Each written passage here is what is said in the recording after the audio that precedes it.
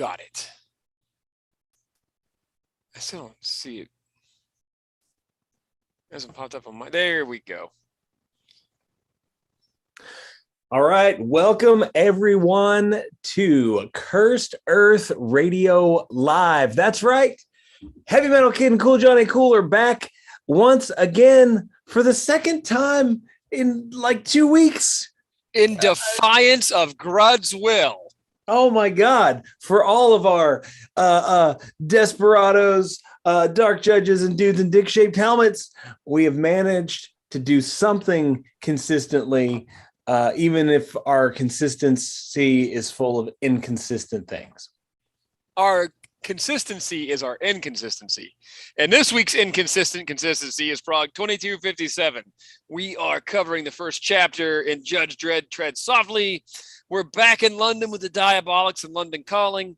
Scarlet Traces, I don't know. I'm hopelessly lost at this point. Future Shocks is a very, very predictable run on the modern-day keyboard warriors.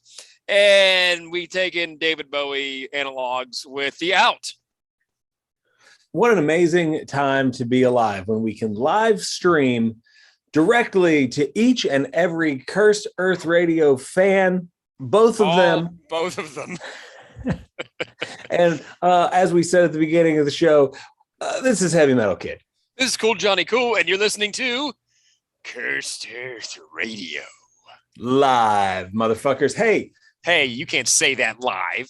I don't see any FCC restrictions on me. They would have to know we exist. I know. Yeah, they would have to know we exist.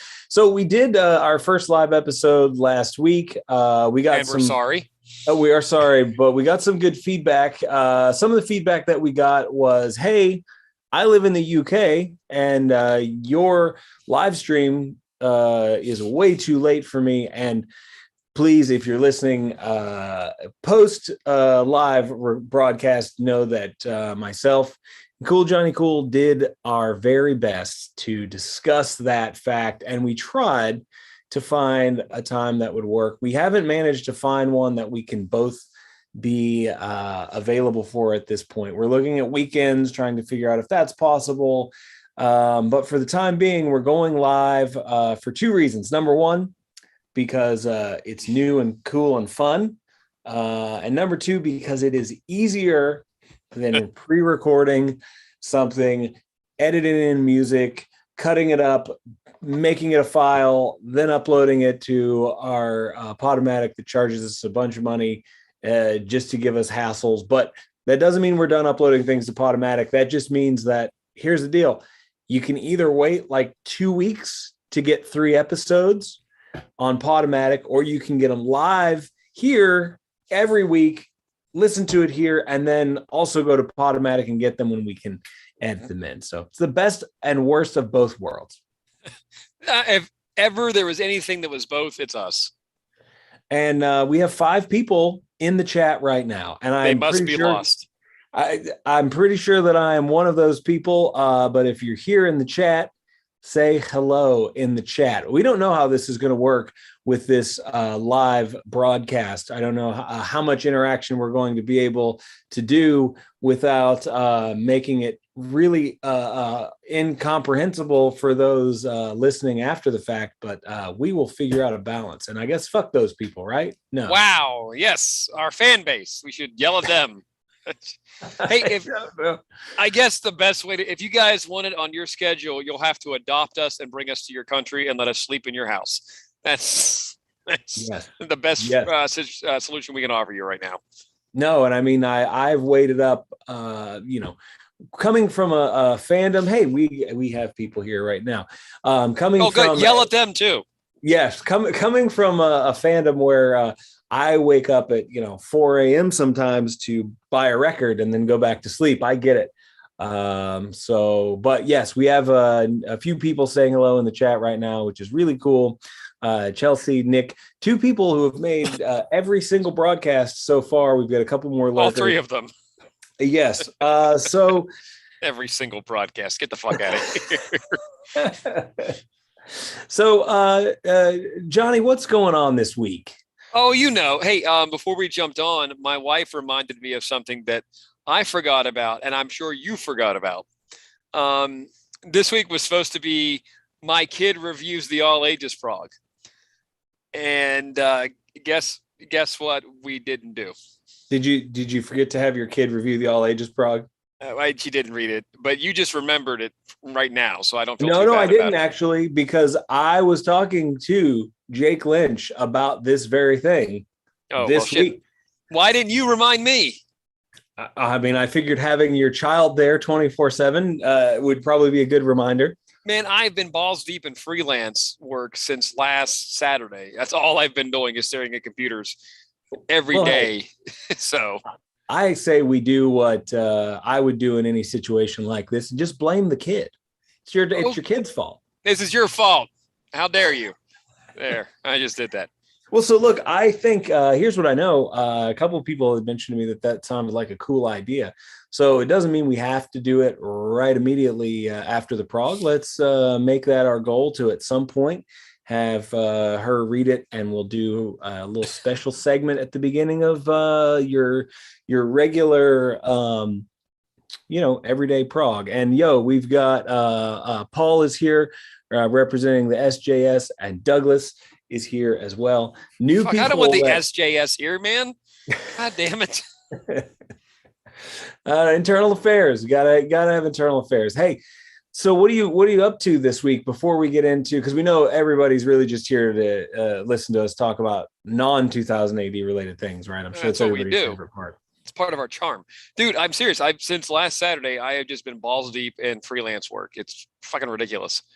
No, I want to get work though. Yeah, but all I do is stare at computer all damn day. Well, from somebody who is probably one of your biggest fans as an artist, I could say that anytime you were forced to sit down and do something creative or artistic, only good things can come from it. And I'm glad you're getting freelance work. That's God's work there. One of them is really weird because I've been penciling and inking your tentacle covered face. You've been penciling. Is that why you asked me about my? It is. Who freelanced a version of me? Well, it's weird because you guys got a show coming up on the 11th of December. Right. And Durbin is apparently booked up solid. I know he's usually booked up solid because then I get the call. I'm like the second string. When nobody can get George to do work, they come to me. Oh, and wow. Derek messaged me about doing a flyer. And I said, yeah, for who? And he said, your band. And I went, really? That's weird. I feel weird doing this because it's like sleeping in somebody else's bed. Oh my God. So I've been working on your tentacle covered face all week.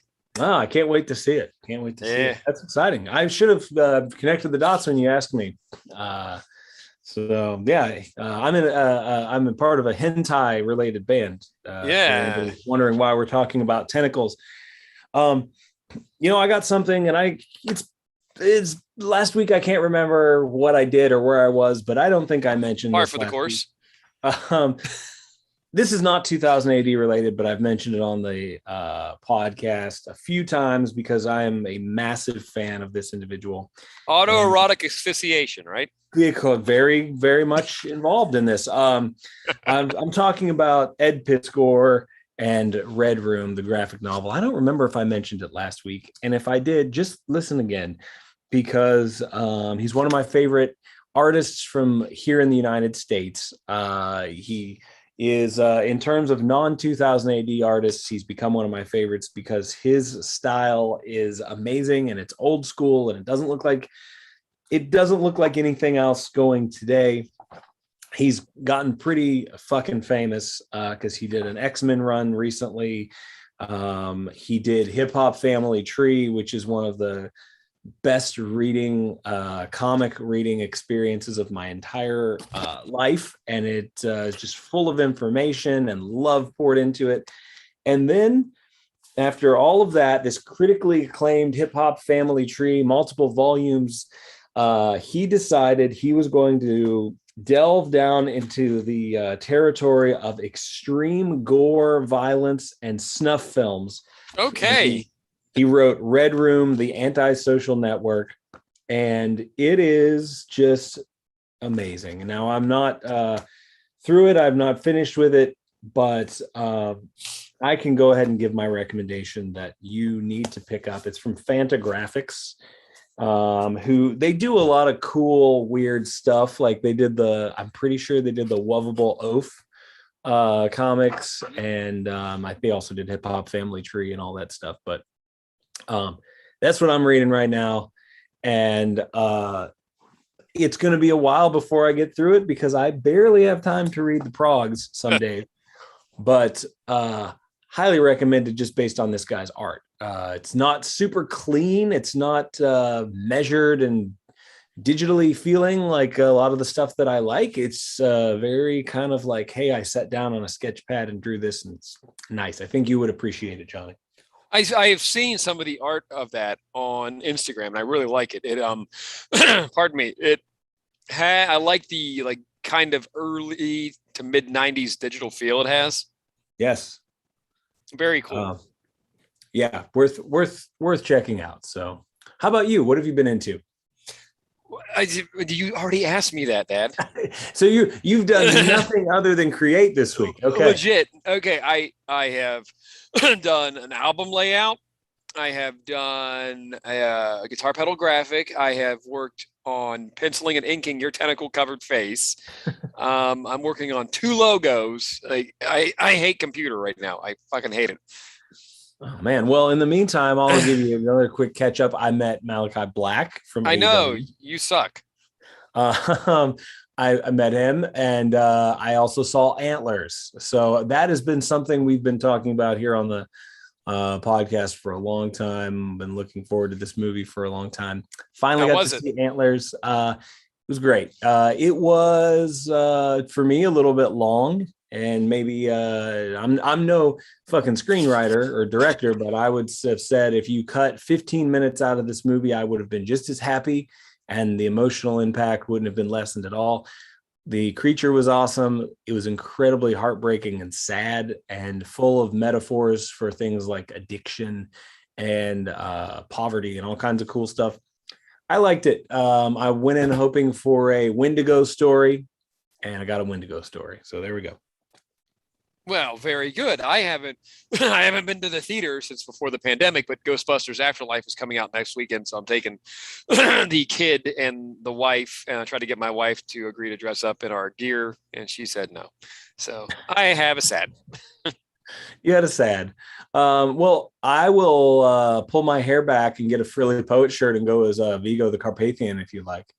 Please do.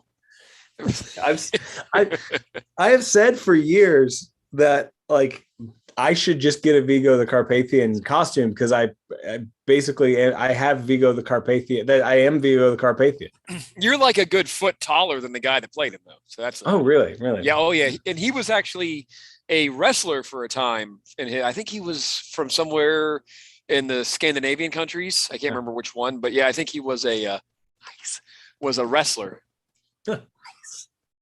Well. Sorry, I'm mouthing. I'm begging my wife to get me a glass of water because I'm dying over here. Oh, okay. Sorry. Yeah, that's coming out. So I'm excited for that. I was flipping through before AEW started last night, and I landed on TNT, and they were running one of the 800 Fast and the Furious movies, and I remember sitting there going, why the fuck do they keep making these movies? What kind of dumbass keeps watching these? And I look at my shelf with nothing but horror sequels on it and went, oh, I'm just going to shut up now. Never mind me. Yeah, I know, man.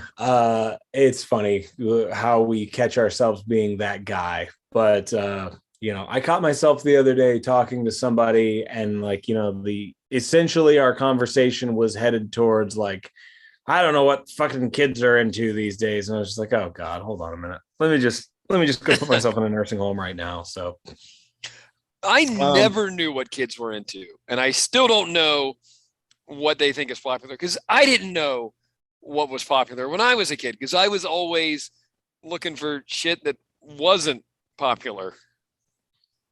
Yeah, I don't know. Maybe it's because there was a lot more division and sort of like liking what you like shaming going on when we were kids. You know, there was a lot of stuff that it wasn't cool to like, but even the popular kids are fucking nerds now. Like, I mean, and I don't mean like nerds like they like nerdy stuff. I mean, like, everybody's a nerd about something, dude. no. I don't even mean in that way. I don't mean like I'm a nerd because I like a thing. I mean, like, people are fucking dorks now. Like, oh yeah. I mean that from a total bully standpoint. Like, remember how when we were in school? This is true. First Earth Radio, the pro bullying podcast.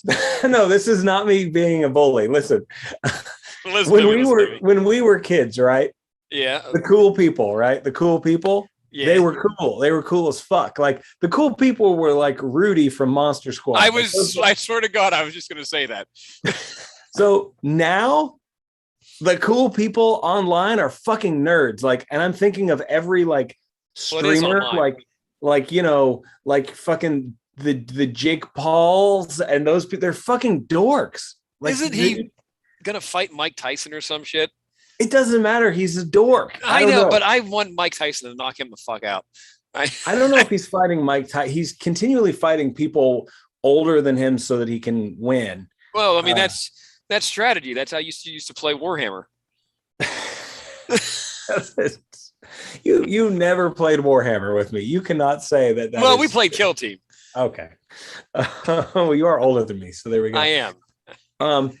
So yeah. Anyway, people cool. Even the cool people are fucking nerds in 2021, and I don't mean that in like I'm nerdy because I like comics. Nope. I mean you're a fucking nerd. You're a bowl-cutted nerd. That's what I mean, dude. My daughter's a nerd.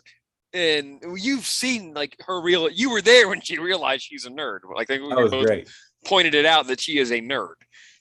Your daughter had you called your daughter out on being a nerd and a poser in the same day. And I watched her actually process that and be like, oh shit.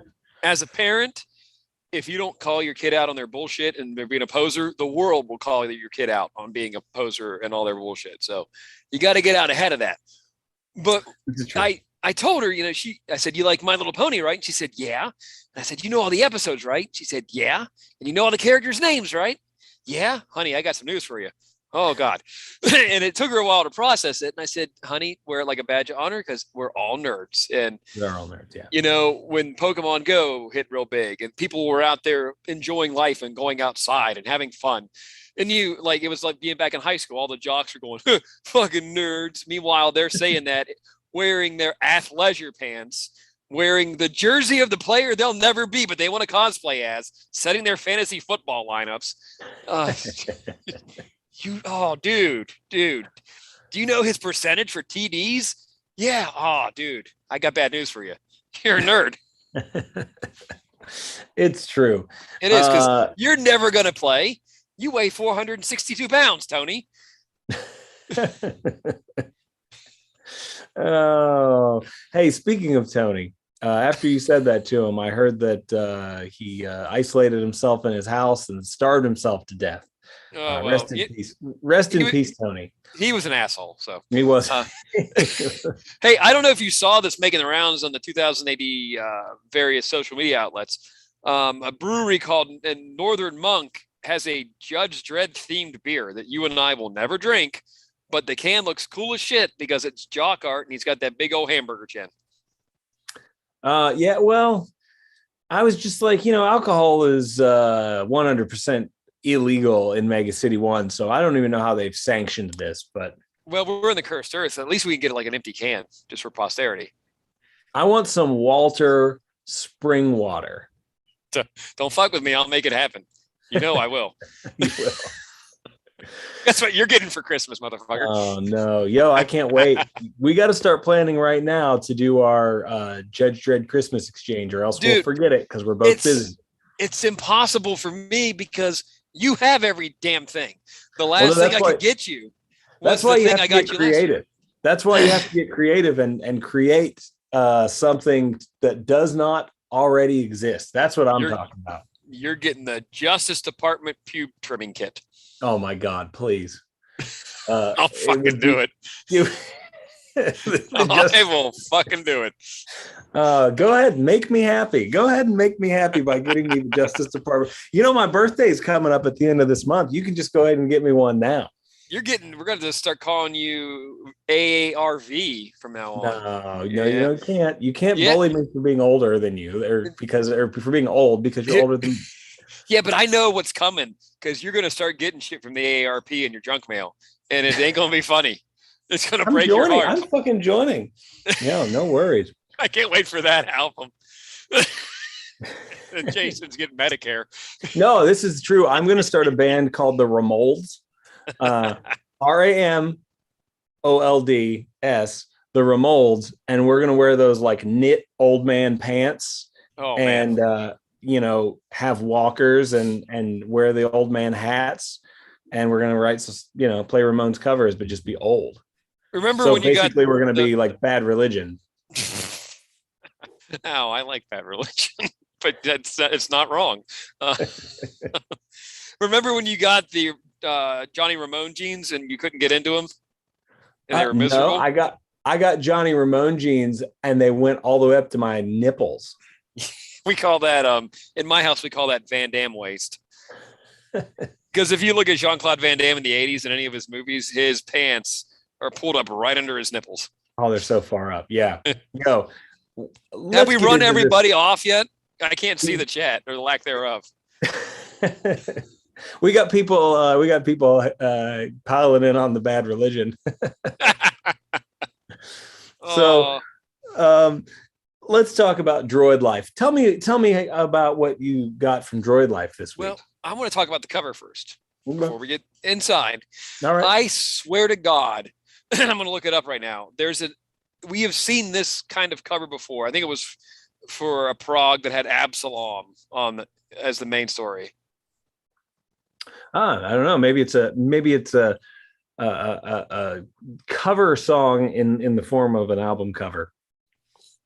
I'm gonna have to find it, but I'm pretty sure this was a theme on a Prog cover before.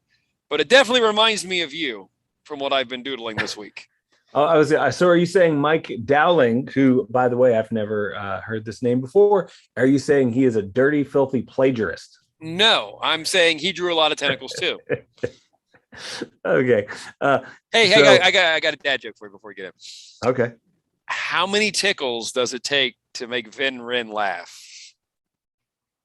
10 tickles. God damn it. And no one knows what the fuck we're talking about. Anyway, Droid Life, I absolutely loved because hook jaw. That's the thing that gets you hooked in. No pun intended. No pun intended. I'm gonna be honest. I wouldn't have read this had I not seen hook jaw big and bold in that panel. I feel like Droid Life and Cat Sullivan are casualties of our inattentiveness and casualties of sometimes the tiny window that I have to get through the Prog. I mean, more often than not, I read it just because now it's like fucking Mexican standoff between us now. Yes. Did you read it? Huh? So I always try to go in prepared, but this week especially because fucking cute little hook jaw's down there. Yeah, he's a pretty cute little hook jaw for sure. And speaking of cute artwork, Judge Dredd, the artwork has changed, and man, it has been a while, or at least I feel like it's been a while since we've seen a Simon Colby Dredd. It has been, and I really like Simon's take. It reminds me of a lot of the late 80s, early 90s stuff that I was reading through my beloved Fleetway quality reprints that I know you love so much. Fleetway quality is a symbol for everything flea market in my world, but I've grown. You say that like it's a bad thing. No, that's true. No, I mean, you get them. As we say always, the man with the hook hand selling fireworks sells you your Fleetway qualities at the flea market for sure. I think, I don't know if I said it on the podcast, but I told you when I went down to see my aunt and uncle in the southern part of the state back in July, we went to a flea market and I found 3 Fleetway quality Dredds there. Yeah, no, it's like almost like you can predict that you're going to find X amount of things at a flea market, and it's always nunchucks and ninja stars, fireworks, Playboys, and Fleetway qualities, and they're all sold by a man with a hook hand. I was definitely going to say old Playboys. That's the thing. Yep. So, and it's all available to children yep, at the flea market. with no regulation whatsoever. I got a ninja star. Yep. It's so I read the Prog twice, and I really didn't get the full oomph of Tread Softly Part 1 until I read it the second time. Because the first time I was like, what the fuck is going on? What is this? What's this voiceover? I don't understand what's, and then it finally dawned on me, like, oh shit, he's still stuck in his head, and we're hearing what's going on outside of his head. Oh, you know what? I didn't even make that connection. Yeah, all in that first panel, that's all Venzura, the med judge, talking while his head is still stuck in the dream, which is honestly a better place to be than the rad pit with 3 slugs in his chest. Yeah, I was going to say, what a nightmare world Mega City 1 is when people are now trafficking in the dreams. It's like, even this is like such a statement. And Mike Carroll is the kind of guy who digs this deep for stuff, but like there's definitely commentary on this idea that even the dreams of the lower class in Mega City 1 are so miserable that they have to like traffic in the dreams of the wealthy. You and I don't think we're far from this. I'm not that miserable. I still have good dreams. Well, no, I'm just saying as a country, this is where we're going.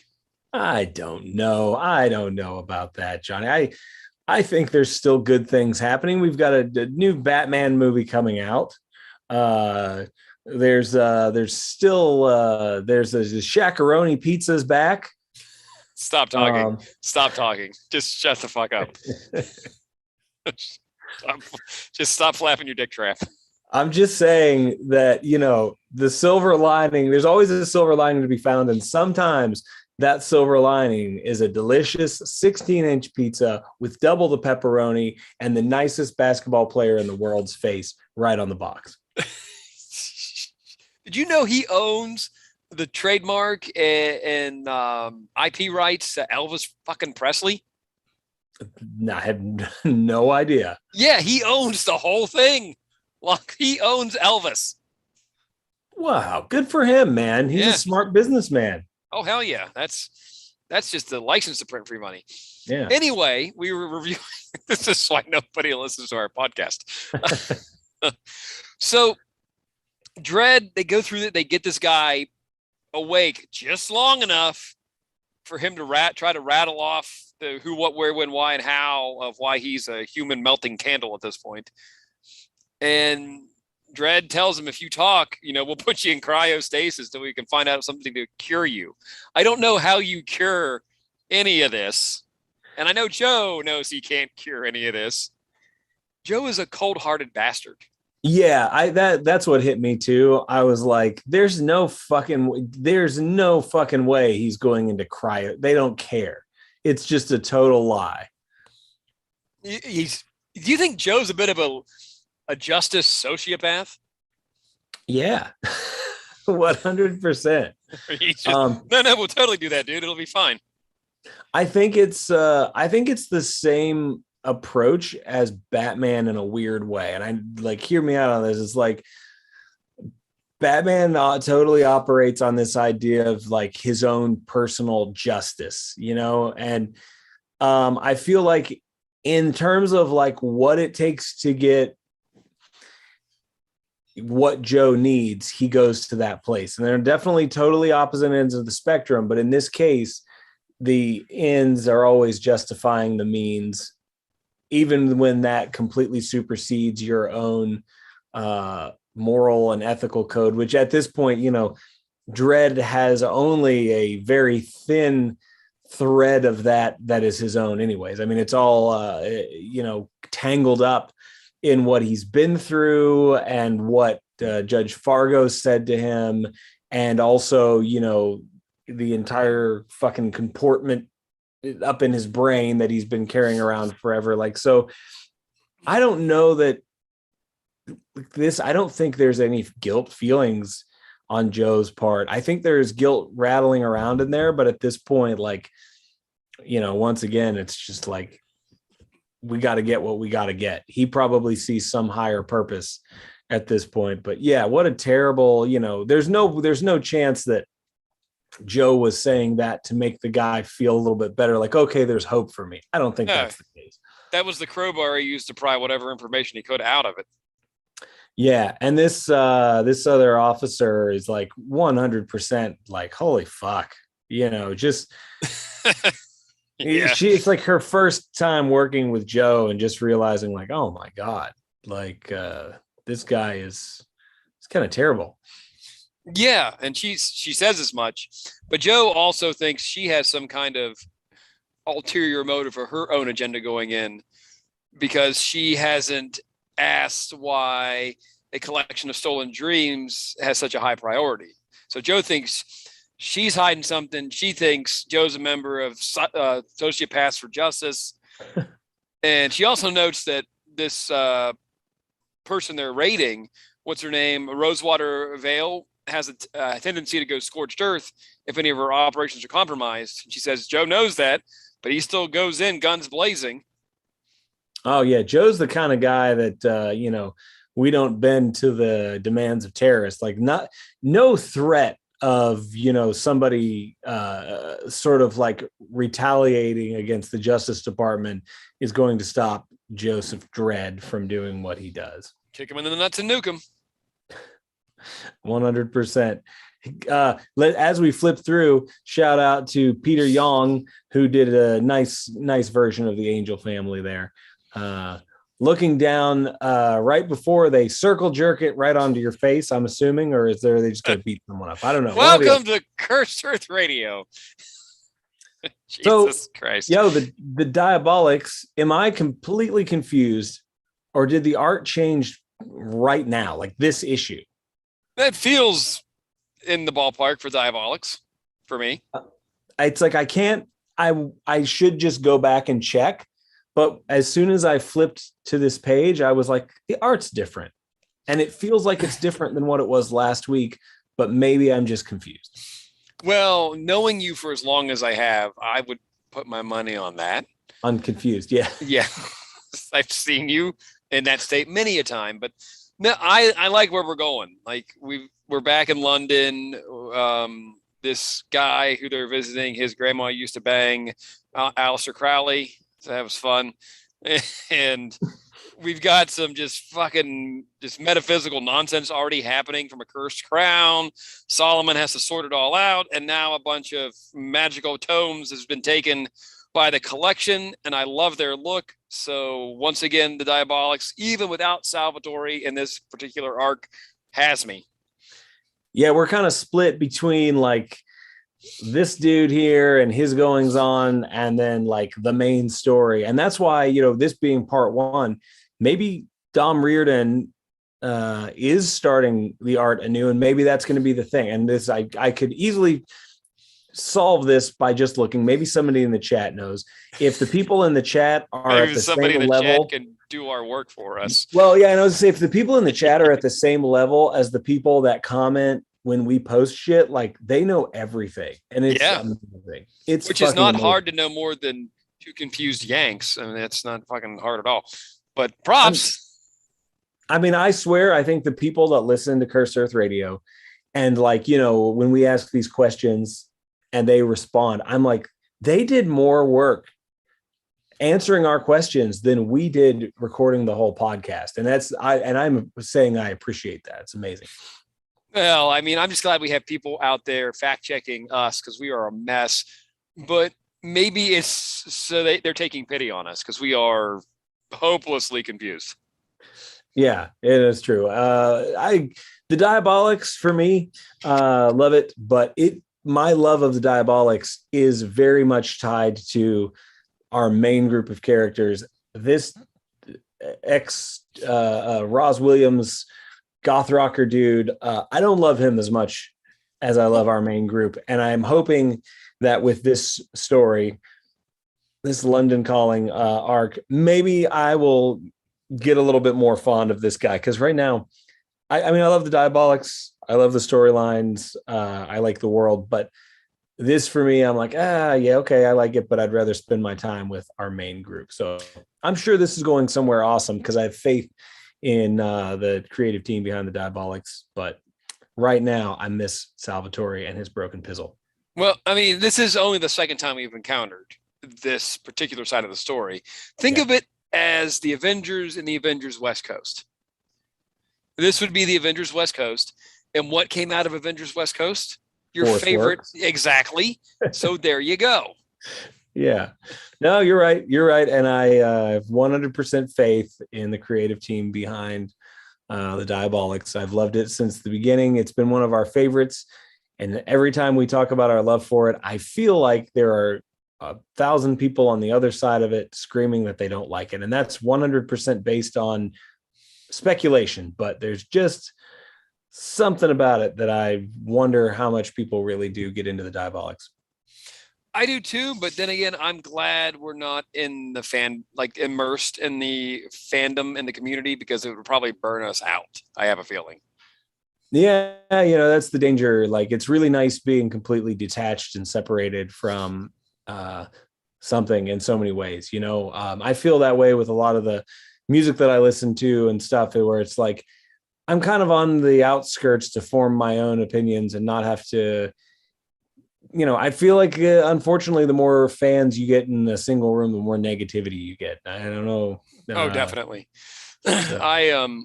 You and I are both involved in several aspects of various horror franchises, and we've been in that fandom, and that fandom is toxic. On there will always be people hating everything.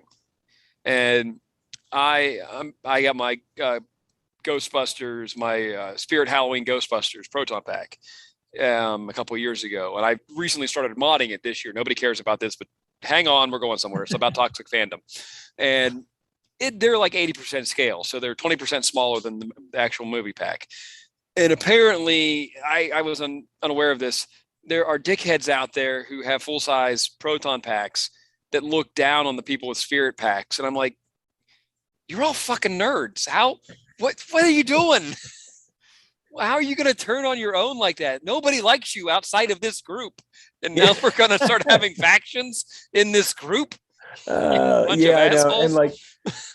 And Johnny, please understand when I say this. Please understand when I say this, that this has nothing to do with you. But what I'm going to say here is the truth. I love this build up.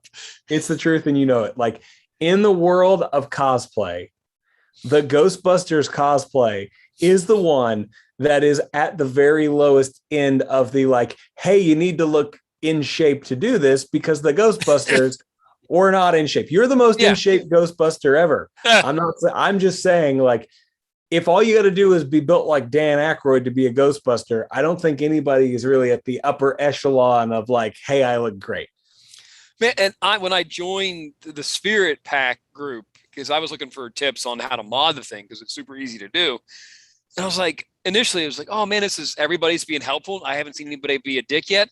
And I don't know if you saw, but Hasbro Pulse announced their HasLab Proton Pack. It's a 1-to-1 pack that, they needed X amount of backers before we kick into production. It's like, I think $400.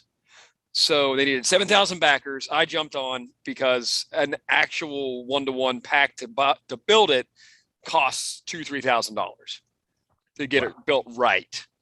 And this thing is already built right off Jump Street. It's set up to where you can hook it to the military Alice frame that the movie packs were hooked to. It's built off of one of the hero packs. It's got all the lighting. It connects to the Spengler one that's already available. You can mod it for $400. And I was like, shit, yeah, backing that right now. And within days of it being announced, there's already bitching in the fan community. And I'm just like, what is wrong with you fuckers? Oh, yeah.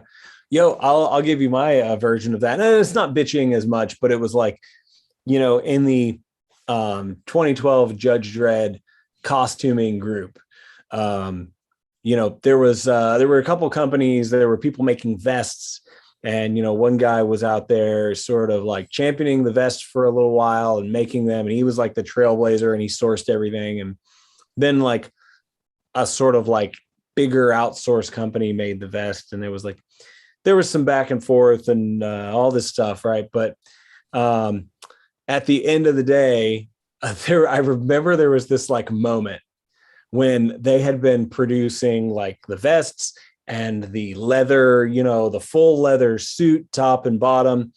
And somebody posted a photo, and it was like a photo that no one had seen.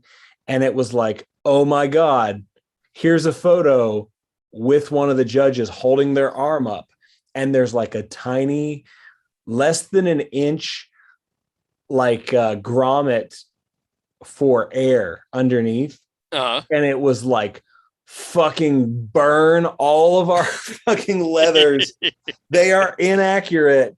Oh. It was a total like moment where it was like, oh my God, we're deep on this thing. We are fucking deep. No, that's happening in the Ghostbusters fandom because the afterlife packs are heavily modified because they've been in storage for 30 years. And Egon in the movie modified his over the years before his daughter and his grandchildren discover it. And people are bitching about that now. Well, that's not the right valve, and this is supposed to be this. And I'm like, oh my God, you fucking children. Jesus, Murphy. Can nobody be just happy with a thing? No. Fandom ruins everything. Without a doubt.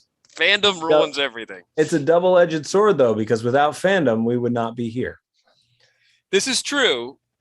And I hate the double-edged sword, but collectors, nerds just ruin everything. I know. Nobody can have. That's why we can't have nice things. I know. I think people should be more positive. And with that, let's shit all over Scarlet Traces because I'm out. I don't get it. You fucking read my mind. My segue was going to be, speaking of things that don't make any sense in context, here's this. Yeah, man, I got nothing. I was attached there for a hot second, and I have fallen down the mountain. It is not working for me, brother. Yeah, I know. I don't know. It's weird, like maybe it's just the story. Like it was like, yeah, I'm the same with you. I think we got attached on the same Prog where it was like, it was action, but I don't know what's happening. And then there was this moment between these two like humanoid characters, and I was like, oh man, I felt that. Like I felt it was good. The way that it was written was good. And then we went into action, and now I'm like, yeah, can I go home now? I think I'm good on this. And it's not that it's bad. It's not that it's not good. We just don't get it. And that's all I got. Like, I don't know if I'll ever get a rebound off of this. Because I kept hoping it was like Brink, where it was a slow burn, and I finally had the light bulb moment and went, oh shit, I'm in. Yeah. And yeah, I tried for how many weeks? What chapter is this? This is 7. Part 7. Yeah, part 7. So I've tried for 7 weeks, and I just not landing for me, brother.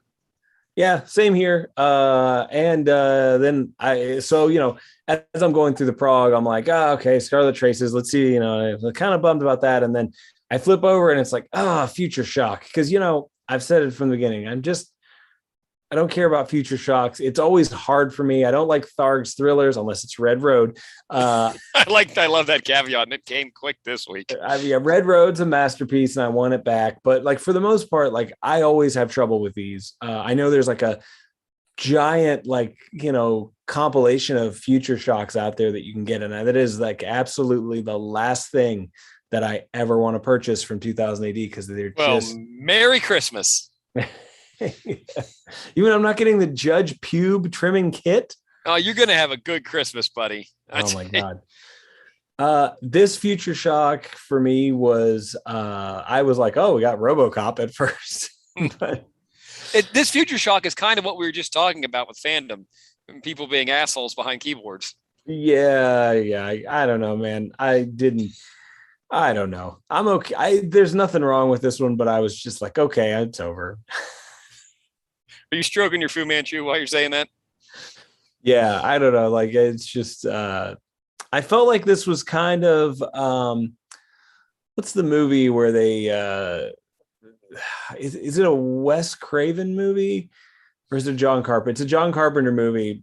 No, it's fucking They Live, and They Live where there's that moment where all the aliens are getting exposed at the end, and like Yeah. And they expose Siskel and Ebert, and Siskel and Ebert is talking about John Carpenter's movies being trash. You know what I'm talking about? Yeah. I felt like this was a level of that, but just not with so much with critics, just with assholes. It's just like a little like its purpose is to just be like, fuck keyboard warriors, Yeah, pretty much. I don't know. It was all right. I'm good. I just rewatched They Live last Friday night, actually, and it still holds up. I fucking love that movie. The fight between Roddy Piper and what's that actor's name? Keith David in that alley is one of the most realistic fights in a movie I've ever seen. Yeah, and they communicate. I'll bet you, by the way, that Roddy Piper choreographed that whole thing. Oh yeah. And the way I am inferring that is because it told a story, and part of the story was that they got carried away because there's a moment when Roddy Piper could have done serious damage, and he's like, "Holy fuck, what am I doing?" He drops the board, and then Keith David rushes him. Yeah. There's a couple potatoes in there. I'm willing to bet that they were making contact on a couple of those. And they also seem like two guys that would enjoy that. Yeah, I'm sure I'm not sure, but I'd be willing to bet that Roddy would said something like, "Oh yeah, just hit me. It'll be great. It'll look great on film." Yeah, I like to think that's how it went down too, for sure. How'd you feel about The Out? And analog David Bowie here? Yeah, totally David Bowie. I love the art in The Out, and I love the fact that Sid is talking about how it's this planet-wide concert is too much to take in, and the art very much made it feel like it was too much to take in. There is so much going on that by the time she's talking about being whisked away to the chill zone by an angel, my brain's going, "Oh, thank God. Maybe it'll quiet down a bit." But yeah, like it really worked. Yeah, like that's the thing, like the artwork alone would be enough. The writing in this is so good, and it's just like it's always dead on. It's always right there. Story we shouldn't like, love it anyway. Sid at the end, mistaking that this David Bowie guy would actually want to have sex with her, must have forgotten that she may be the most hideous woman in the galaxy. You were gonna fucking say that. We also got a little snapshot of fans being tool bags here when they're talking to Sid, and she's just like casually being there. They're like, "Oh, you're not a real fan. You wouldn't know." Thus echoing our discussion about toxic fandom. Oh, you like band? Name every song. Yeah, right. Yeah, I know. Yeah, it's like, exactly what we were talking about, and they hit it right on the head here. And this dude's just tired. He's tired of being who he is. He's this reluctant, or maybe just like, I don't know if reluctance the right word for it, but maybe he's tired of all the hype surrounding his, musical genius at this point. And he just also, very much like Sid, just wants to connect with a person on a real level because he's been elevated to this godlike status. And in reality, it was probably kind of hard for someone like David Bowie to feel like a normal human being, or Michael Jackson, or those guys. No wonder half of those people end up going mad, because like you become something way beyond human to so many people that you can't have a real honest to God relationship. Yeah. Something that you and I will never have to worry about, I'm sure. But yeah, there is that most people forget that rarefied air were those like mega stars that even grandmas know. Like you said, David Bowie, Michael Jackson, and I'd put Kiss in that category. Those bands and those acts that everybody and their mother know. there is no anonymity. Anybody you meet is going to know like your big public persona. So they're already stuck on that. You can never have a conversation that doesn't involve that. I was talking to somebody very recently about Britney Spears and like all of that entire saga, and how it's like when you really think about how young she was when basically, when you get to that level of stardom, I don't think you're in the driver's seat anymore. You were being sort of pushed in all these different directions, and like at what level did that cause literally all the stuff that she's going through? You know what I mean? Like, and all the stuff she's been through. And like, we see like at the time, I remember when it happened, and, you see this image of Britney Spears bald attacking people with an umbrella. And I remember being like, oh my God, it's blue sunshine, and kind of like, finding it humorous. And it's like, but you really think about it and you're like, that level of stardom and like hero worship, and people, literally crying when they see you walk down the street, has to drive somebody over the edge. Well, and especially in the cases of like those pop stars from the late 90s, the industry was just there to grind them up and spit them out. They didn't give a shit. Her management team didn't give a shit about her as a person. All they cared about was how much revenue she could generate in her prime for them. And after, like, when she started showing signs of the traumatic damage from what she was going through, they kept putting her out there, until the machine broke.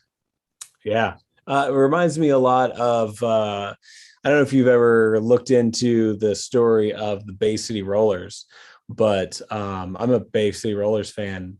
Wow, I just learned something. Yeah, big Bay City Rollers fan. I have all their albums. And the more you look into sort of how their lives were managed and like mismanaged and micromanaged by their manager, like it left it left all of them penniless, like literally, because it was so mismanaged. And they're at this point, they're like, even the band is like, we don't know if he was just in over his head and fucked it up, or if he ripped us off. Like, they can't even figure it out. But it was to the place where you think of like, oh my God, it must be amazing to be like a superstar, to be, these teen heartthrobs. But the Bay City Rollers were not allowed to have girlfriends. They were like, oh, no. You have to be single, because if you have a girlfriend, girls won't fantasize about being with you. So you got to stay single. And when your show's done, there's no party for you. You go back to the hotel, because they were managed to that level. It's like, you are a superstar and you are missing all of the benefits of being a superstar. Like, it's a prison. So it interferes with the bottom line for the management company. Like, all those young acts, especially, it seems to happen more to pop acts, but in our line of work, record labels go for young bands to sign, because those kids don't know much about owning your publishing, owning your masters, owning your name, all of that shit. They'll sign everything over just the shot to make an album on a label, and then the label just grinds them into the ground. Yeah. Strips all the copper out and leaves the house derelict. Yeah, it's crazy, man. And like this story with the Out has always been, I think we've realized over this time of reading for as long as we have, that the story of the Out has always been just about finding connection.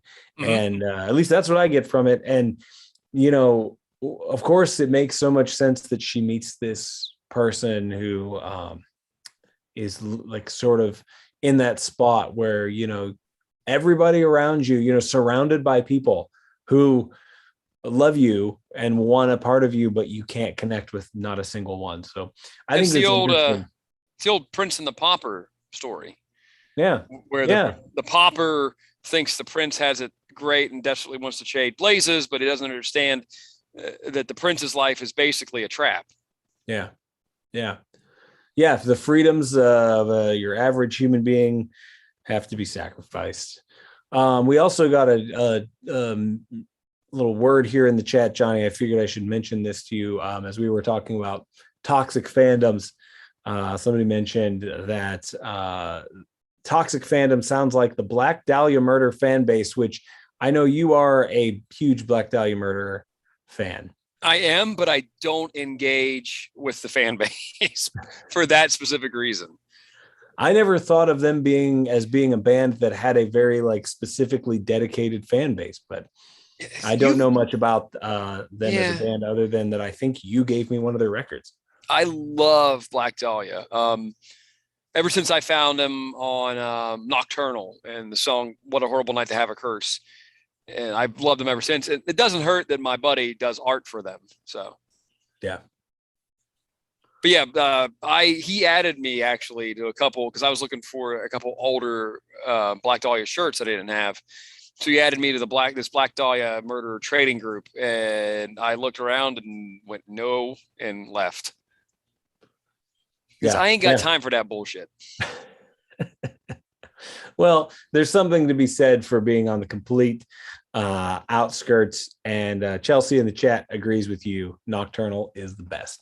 Oh, Nocturnal's great, but man, Verminous, the new one they just put out, is a fucking killer album. Nightbringers is fucking amazing. The only one that really doesn't hang with me too much is Deflorate, but it's still a great album. You have no idea what I'm talking about, do you? I have no ability to comment. And Everblack. Everblack's fucking killer. Sure. That's my favorite. Shut up. You candelabra cape wearing nerd. No toxicity in the black metal fan base, Johnny. Not one. Oh, no Nazis. No. Not at all. Not one ounce. Hey, so that's the end of the prog. Do we have this? You want to do a little Q&A session since we got like a handful of people here? Anybody want to ask a question? I doubt anybody has anything to say to us, but yeah. Do they ever? You have 3 seconds to submit your questions, and that we will answer them. But my guess is they're just praying to God that we have 5 watching. So anybody? Nobody? I get the same thing at shows, man. Nobody wants to talk to me. Standing by the merch booth, making eye contact intentionally with every person that walks by, hoping somebody will say something. Please, sir. Please talk to me. I'm lonely. Oh. No, I'm the exact opposite. I don't know about you, but when I get off stage, I want to be left the fuck alone for a bit. I got to come back down. You know, it's like Bruce Banner coming back down from the Hulk. I got to kind of shrink back down and get my purple pants back on. No, for me, it's I would prefer to talk to people afterwards, because usually beforehand I'm trying to save my voice. Same. And if I had my way, I would hide beforehand and then be out 100% afterwards, because it's all about saving your vocal cords. It is. I don't know about you, but after, if we're like the middle of the bill or the start of the bill and I see the last song coming, I get hit with a wave of anxiety, because I know after that I have to tear all my shit down and get it off stage in like 10 minutes, and I start panicking. Like unreasonable amounts of panic. Yeah, no, I guess probably because you've been on the receiving end of bands that take forever to tear down. Well, like when I play with your bands. But it wasn't a problem in the old days, because you were using most of our gear. Right, I know. Yeah, now it gets complicated. Hey, we do have a question in the chat. Chelsea wants to know, I'm late to the game, but what's the deal with saying wiener at the end of every episode? It's a contract we signed in the early days. HMK signed it, and now we're stuck. So the real story behind this is I don't know what episode it was on. It's probably lost now. I mean, all the good episodes are lost out there in space. On our channel, we've got early shitty episodes and then nothing. What, were you uploading another podcast? You're right. So the deal with saying wiener at the end of every episode is that we were having a discussion that no matter how old you are, and maybe this just comes from the perspective of a guy, no matter how old you are, no matter how far along in life you go, the word wiener. I'm fucking laughing over. There it is. The word wiener Stop it. will never not be funny. And I've tested this theory over and over. My dad is 80, and I have video where I'll turn my camera on and I'll just, without him knowing, put the camera on and we'll be like, "Hey, Dad." And he'll look at me and I'll be like, "Wiener." And usually there's like a blank stare for 2 seconds, and then he starts laughing and he's like, "What?" It never stops being funny. You're not wrong at all. It's wiener. Exactly. Nick wants to know what our band's called. Cool Johnny Cool is in a band called Ghost Road. And Black Hole Zion.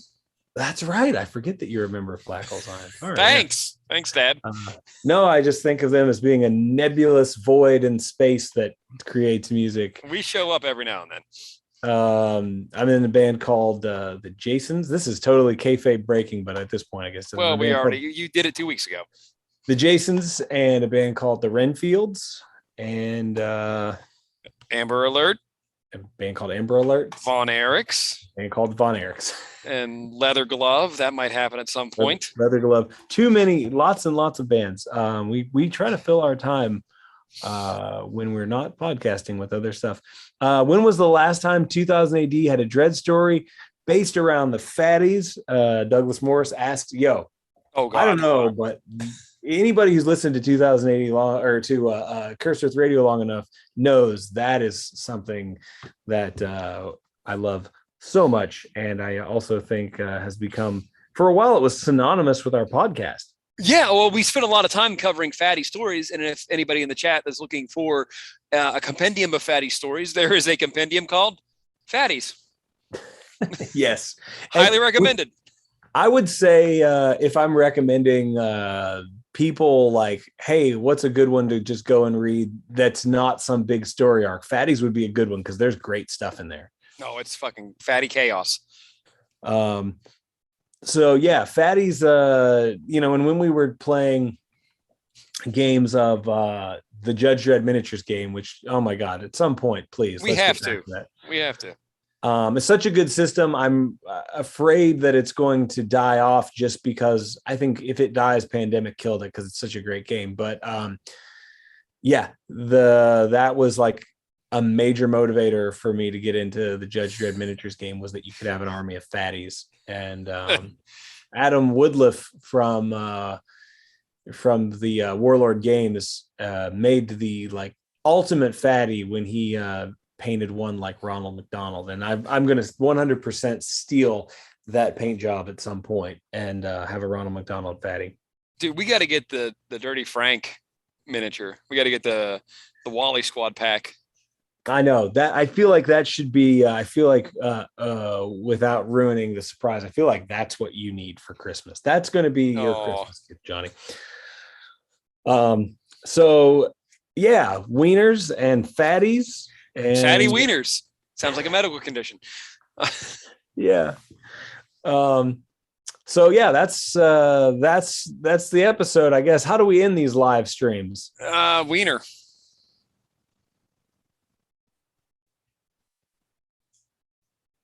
Is that it? Are we done? Is that it? Oh, I thought we were done. Are we done? Yeah, we're done. Wiener.